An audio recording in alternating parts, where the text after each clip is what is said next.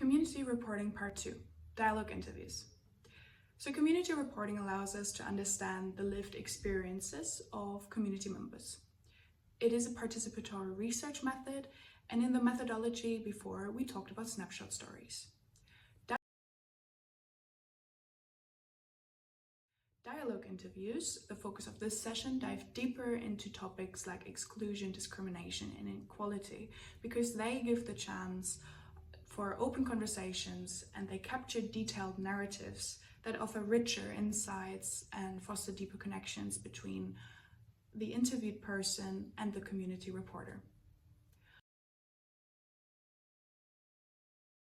What you will need are smartphones for recording audio or video, the printed review sheets that you will find in the resources in the curriculum, and a whiteboard or flip chart for brainstorming sessions.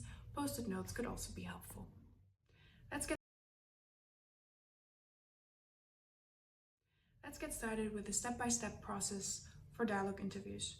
After giving an introduction and explaining the concept of community reporting and the concept of dialogue interviews, and after explaining to the participants the ethical role of the community reporter/interviewer in this situation, ask participants of the training to partner up. Each pair will take turns in being the interviewer and the interviewee.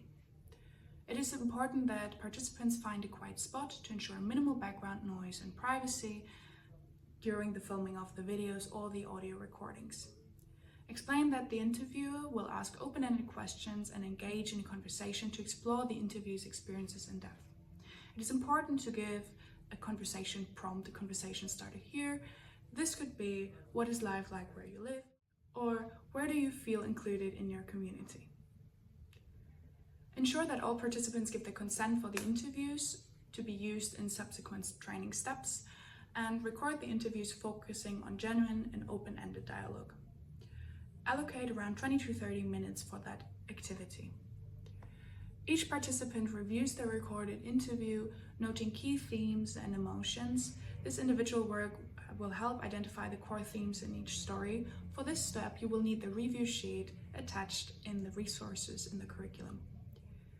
After that follows the horizontal analysis. Participants share their findings in a group, comparing notes to identify common themes and unique perspectives.